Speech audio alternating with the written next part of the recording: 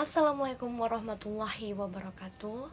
Yang terhormat Bapak dosen mata kuliah Sejarah Kebudayaan Islam, yakni Bapak Iqbal Eshom MU. Oke, langsung saja. Saya dari kelompok 3 dan adapun anggota saya beranggotakan 2 orang, yakni bernama Nur Hikmah dengan Jumriana. Jadi saya di sini akan membahas mengenai tentang peradaban Islam di Spanyol. Islam pertama kali masuk di Spanyol pada tahun 711 Masehi melalui jalur Afrika Utara. Spanyol sebelum kedatangan Islam dikenal dengan nama Iberia atau Asbania, kemudian disebut Andalusia. Dan ketika negeri subur itu dikuasai bangsa Vandal, dari perkataan Vandal inilah orang Arab menyebutnya Andalusia. Dan adapun periode kekuasaan Islam di Spanyol, yakni ada 6 periode. Periode pertama dari 711 sampai 755 Masehi. Periode kedua 755 sampai 912 Masehi. Periode ketiga 912 sampai 1013 Masehi. Periode keempat 1013 sampai 1086 Masehi. Periode kelima 1086 sampai 1248 Masehi. Adapun di periode kelima ini ada dinasti Murabitun dan dinasti Muwahhidun. Dan yang terakhir periode ke-6 1248 sampai 1492 Masehi. Pembahasan selanjutnya yakni sejarah berdirinya dinasti Fatimiyah di Mesir. Dinasti Fatimiyah diambil dari nama putri Rasulullah SAW dan istri dari Ali bin Abi Thalib radhiyallahu anhu. Dinasti ini muncul di barat Baghdad dan menjadi salah satu paling terkenal di sana. Seorang tokoh Islam Syiah Ismailiyah bernama Said bin Al-Husain merupakan pendiri dari dinasti Fatimiyah ini. Adapun kemajuan dan kemunduran dinasti Fatimiyah. Dinasti Fatimiyah umat Islam juga mengalami kemajuan yang sangat pesat di berbagai aspek kehidupan. Kemajuan ilmu pengetahuan bahkan bidang politik, militer, administrasi, serta stabilitas ekonomi. Dan adapun kemundurannya yang tidak lepas pastinya dari faktor-faktor internal maupun eksternal. Oke, pembahasan selanjutnya yang akan dilanjutkan kepada saudari Nur Hikmah. Perkenalkan, nama saya Nur Hikmah. Saya akan melanjutkan materi dari saudari Farah Zakira, yaitu dinasti Murabitun dan Muwahhidin di Afrika Utara. Ada beberapa yang akan saya bahas. Yang pertama itu dinasti Murabitun di Afrika Utara.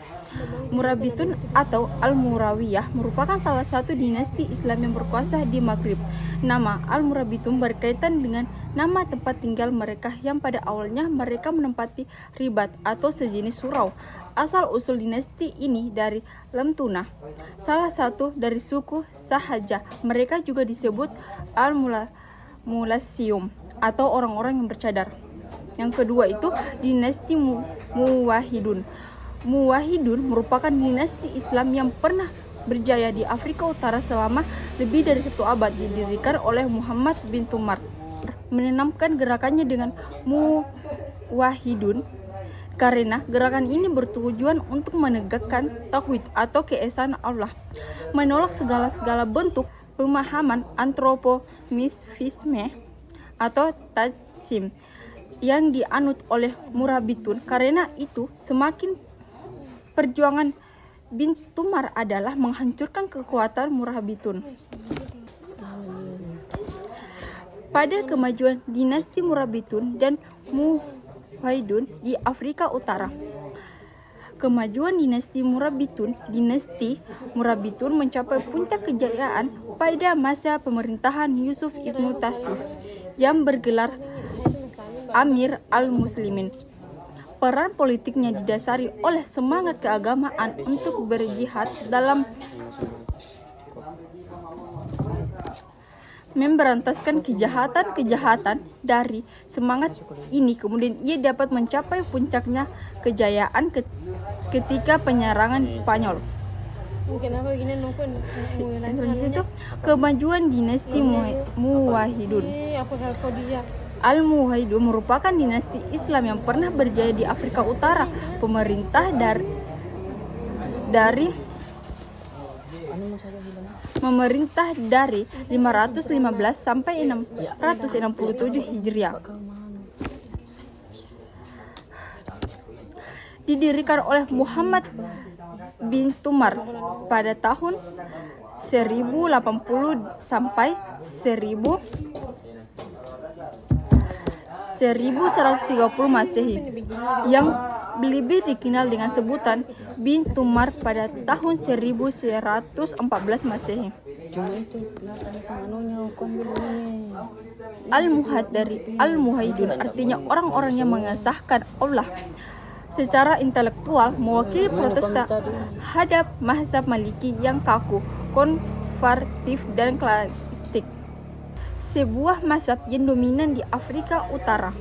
Itu adalah Bosworth tahun 1993. Pada tahun 1117 Masehi, gerakan keagamaan ini berubah menjadi gerakan politik dan para pengikut menyebut bin Tumar sebagai Imam Mahdi. Gerakan ini makin sukses dengan Abdul Mukmin sebagai ahli strategi di militer. Pada pembagian kemunduran dinasti Murabitun dan Muwahhidin di Afrika Utara. Kemunduran dinasti Murabitun, di antara penguasa Al-Murabitun hanya Yusuf bin Tasif yang membuat dinasti Al-Murabitun mampu mencapai puncak kejayaan. Pengganti-penggantinya pada umumnya merupakan pemimpin yang lemah sehingga tidak mampu bertahan lama sebagai penguasa, apalagi membawa kemajuan yang cukup berarti. Walaupun ada usaha keras yang dilakukan oleh mereka, tetapi jauh dari yang diharapkan sehingga mulai memasuki fase kemunduran dan kesuraman. Selanjutnya, kemunduran dinasti Muwahhidun. Pada zaman Al-Mutasif ini, Daulah Al-Muwahhidun mulai mengalami masa kemunduran dan kesuraman, terlebih setelah Al-Mutasir wafat pada tahun 1221 Masehi. Timbul perpecahan di kalangan pembesar Al-Muwahhidun yang intinya menyangkut pemilihan khalifah yang baru karena Mutasir tidak mempunyai anak laki-laki. Baik, saya akan melanjutkan lagi materi ke-10, yaitu Perang Salib dan akibatnya.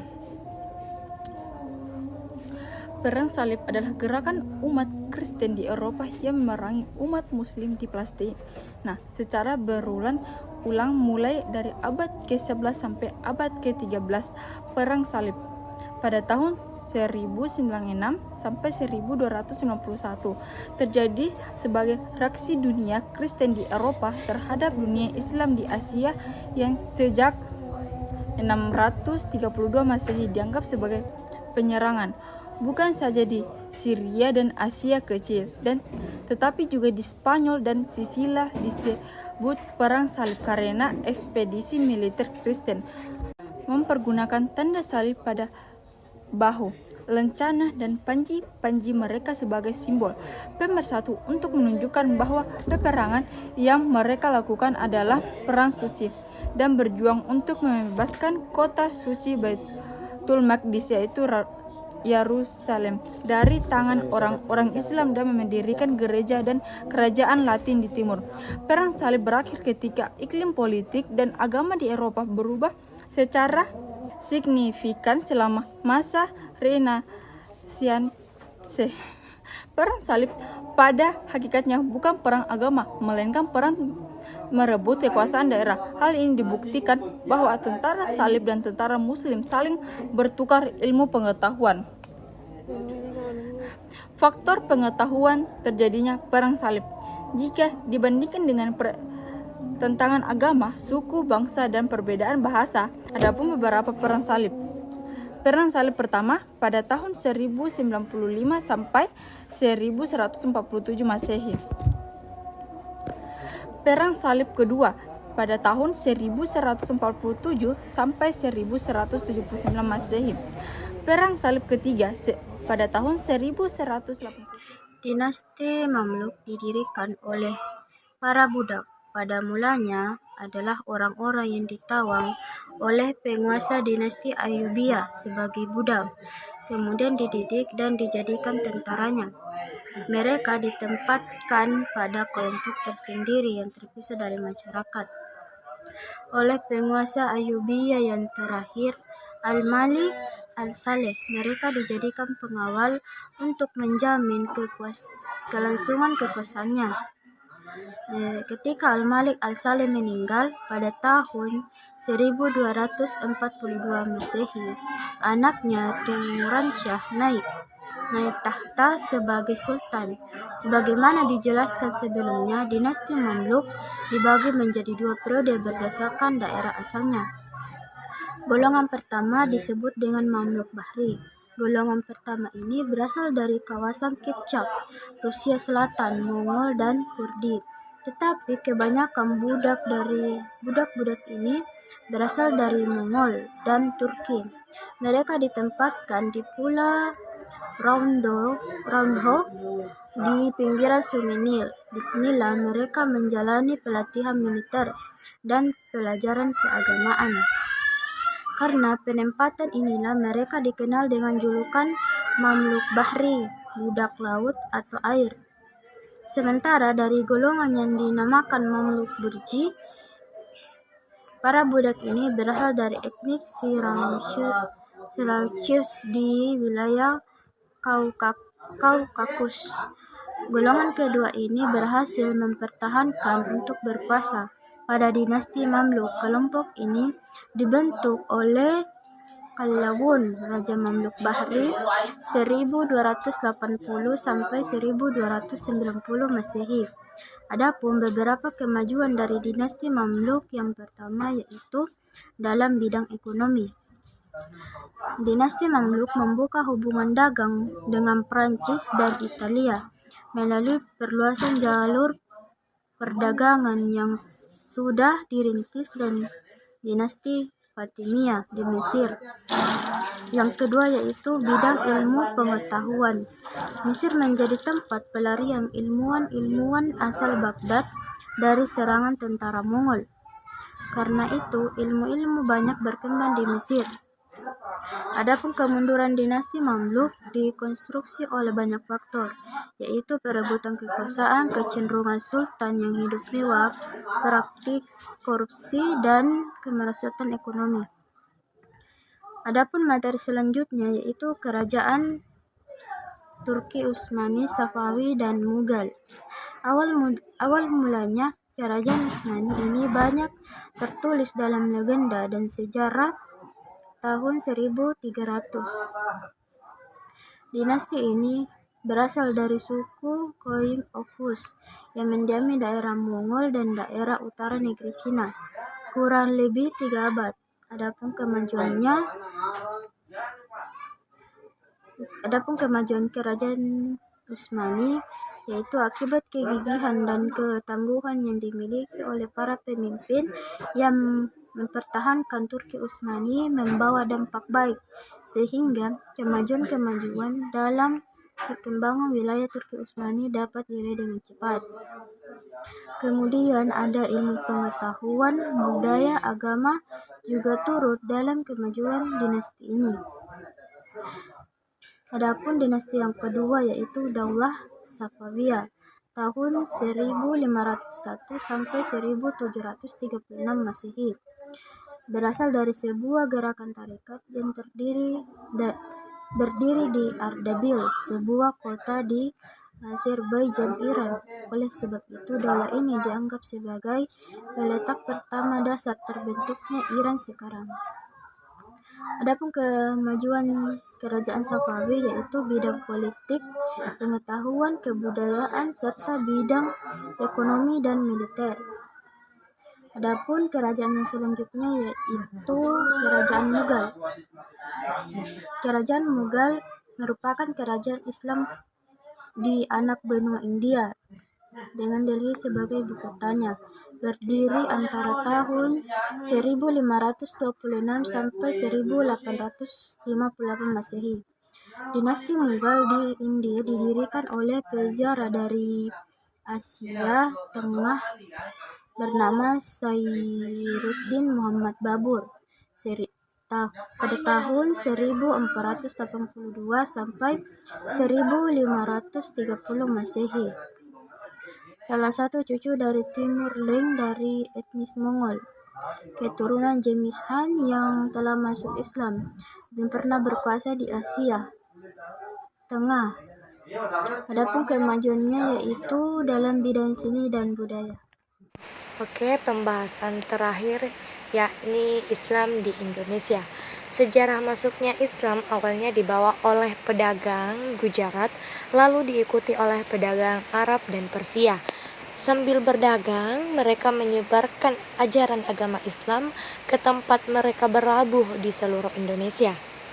Nah, adapun metode atau strategi penyebaran agama Islam di Indonesia banyak dilakukan melalui jalur perdagangan, dakwah, perkawinan, pendidikan, dan islamisasi kultural. Nah, yang terakhir ada teori masuknya Islam ke Nusantara. Ada teori Arab, teori Cina, teori Persia, teori India, dan ada pun teori Turki. Itulah tadi mengenai pembahasan sejarah kebudayaan Islam. Jika ada salah kata mohon dimaafkan. Wabillahi taufiq wal hidayah. Wassalamualaikum warahmatullahi wabarakatuh.